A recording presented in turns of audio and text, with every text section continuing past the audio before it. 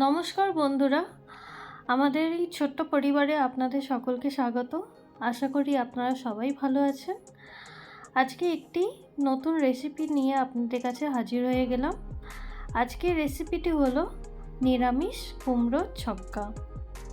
নিরামিষ দিনে রুটি পরোটার সাথে জাস্ট ফাটাফাটি লাগবে।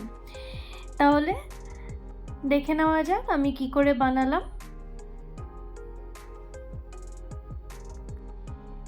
আমি এখানে প্যান বসিয়ে নিয়েছি এবং গরম করে নিয়েছি। অল্প করেই আমি এখানে তেল দিয়ে দেব।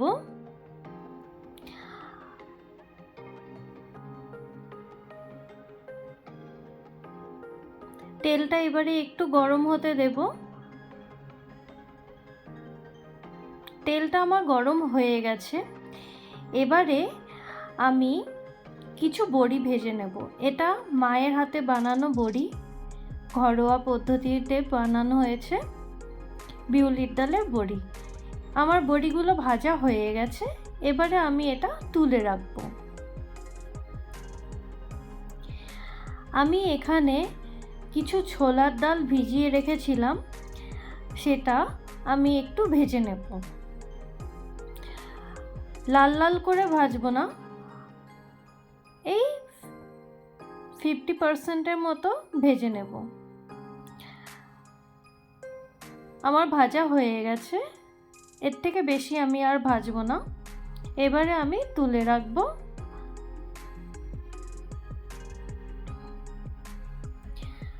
আমার কড়াইয়ে এই তেল আছে, আমি আর কোনো তেল দেব না, এই তেলেই আমার হয়ে যাবে। তেলটা ভালোই গরম আছে। আমি এখানে ফোড়নে গোটা জিরে দিয়ে দিলাম।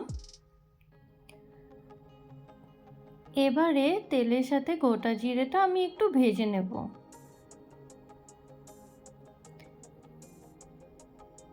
আমার জিরেটা ভাজা হয়ে গেছে।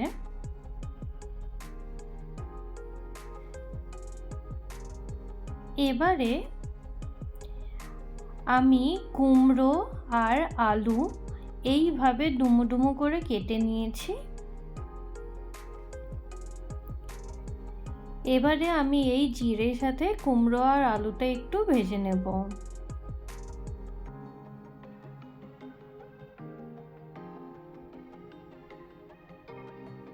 যেহেতু এটা নিরামিষ, সেহেতু আমি কোনো পেঁয়াজ রসুন ব্যবহার করিনি। নিরামিষাশী দিনে এই তরকারি ভীষণই ভালো লাগবে করলে।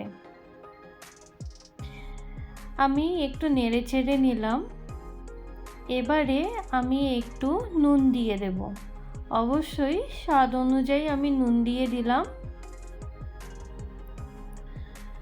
নুন দিয়ে আবার একটুখানি নেড়ে চেড়ে নিলাম। নেওয়ার পরে আমি এটা কিছুক্ষণ হতে দেব। ঢাকা দিয়ে দিলাম।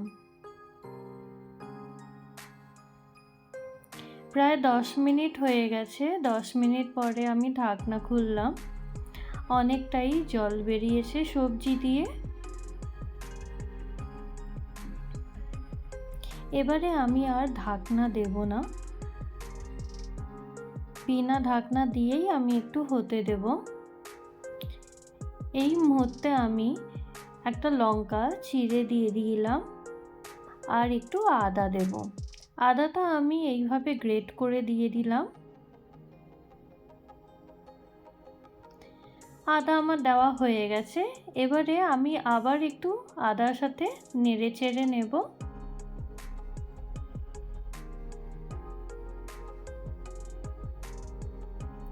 একটা ভালো গন্ধও বেরিয়েছে আদার।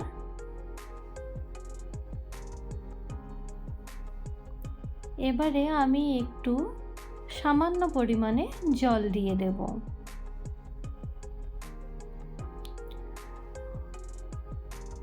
জল দেওয়ার একটাই কারণ, এই মুহূর্তে আমি মশলা দিয়ে দেব।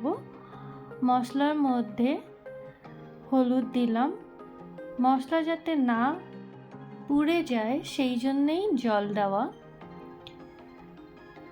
এরপরে আমি ধনে গুঁড়ো দিয়ে দেবো। ধনে গুঁড়োটা আমি একটু বেশি করে দেব, যেহেতু আমি এই রকম ছোট চামচে করে মশলা দিচ্ছি, সেহেতু ধনে গুঁড়োটা আমি এই চামচে 3 চামচ দিলাম। এবার দেব জিরে গুঁড়ো, আর দেব অল্প করে চিনি, ভীষণই অল্প করে, স্বাদ অনুযায়ী।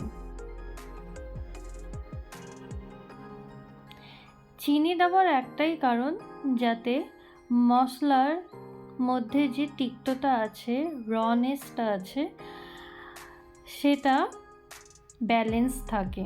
আমি ভালো করে মশলার সাথে নেড়ে চেড়ে নিয়েছি। জল আমার শুকিয়ে গেছে। এই মুহূর্তে আমি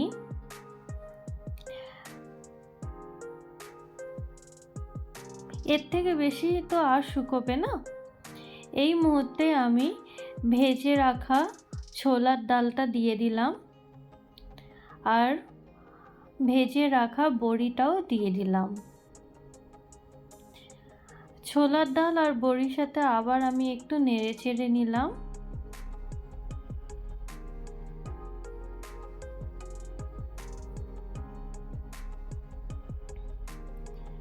এবারে আমি একটু জল দিয়ে দেব।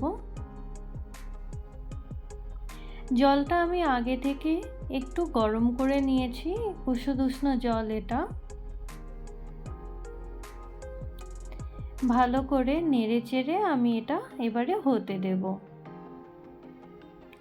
আমি আবার ঢাকনা দিয়ে দিলাম, আর কিছুক্ষণ হতে দিলাম। প্রায় 10 মিনিট হয়ে গেছে। 10 মিনিট পরে আমি ঢাকনা খুললাম। জলটা আমার অনেকটাই শুকিয়ে গেছে, আর সবজিও আমার সেদ্ধ হয়ে গেছে। আলু সেদ্ধ হয়ে গেছে, কুমড়ো তো সেদ্ধ হবেই। এই মুহূর্তে আমি একটু গরম মশলা দিয়ে দেব। বেশি নয়, অল্প করেই গরম মশলা আমি দিয়ে দিলাম।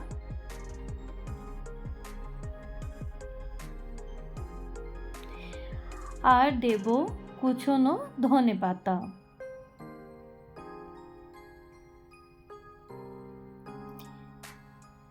এবারে গরম মশলা আর ধনেপাতা সাথে আমি খুব ভালো করে নেড়ে চেড়ে নিলাম।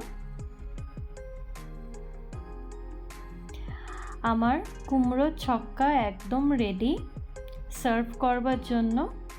খুব সুন্দর একটা গন্ধও বেরিয়েছে। রুটি পরোটার সাথে দুর্দান্ত লাগবে নিরামিষাশী দিনে।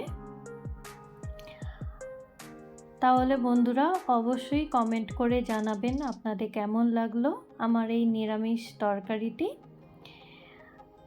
সাবস্ক্রাইব যদি না করে থাকেন, অবশ্যই সাবস্ক্রাইব করে আমাদের পাশে থাকবেন। শেয়ার করতে একদম ভুলবেন না। দেখা হবে অন্য আরেকটি ভিডিওর সাথে। তাহলে ভালো থাকবেন, সুস্থ থাকবেন, আর হ্যাঁ, সবাইকে ভালো রাখবেন। ধন্যবাদ।